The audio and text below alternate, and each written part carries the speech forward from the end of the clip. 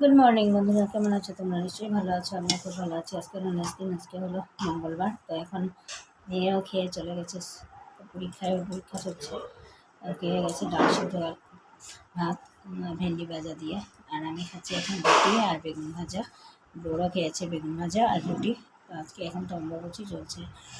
তো আর ওয়েদারটা পুরো মেঘলা আর গরমও লাগছে। তো চলো আজকে ব্লগটা স্টার্ট করি। আশা করি ভালো লাগবে তোমাদের।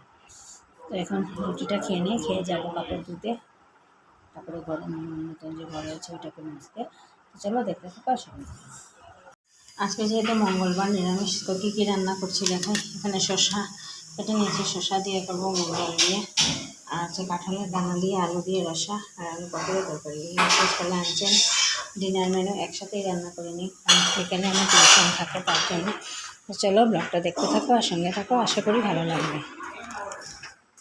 তো বন্ধুরা দেখাই, এই যে এগুলো হচ্ছে ধনে।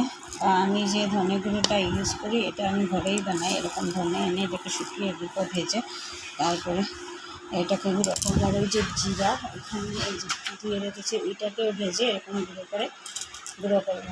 তো কীভাবে গুঁড়ো করি চলো দেখাই। এই যে মিক্সিতে এখন এগুলোকে নিয়ে নিয়েছি, এগুলোকে গুঁড়ো করবো। তো এই যে বন্ধুরা বানিয়ে নিয়েছি। এটা হচ্ছে এই যে লেখা আছে ভাজা মশলার গুঁড়ো। এটা হচ্ছে জিরের গুঁড়ো, হ্যাঁ জিরের গুঁড়ো। আর এটা হচ্ছে ধনিয়ার গুঁড়ো।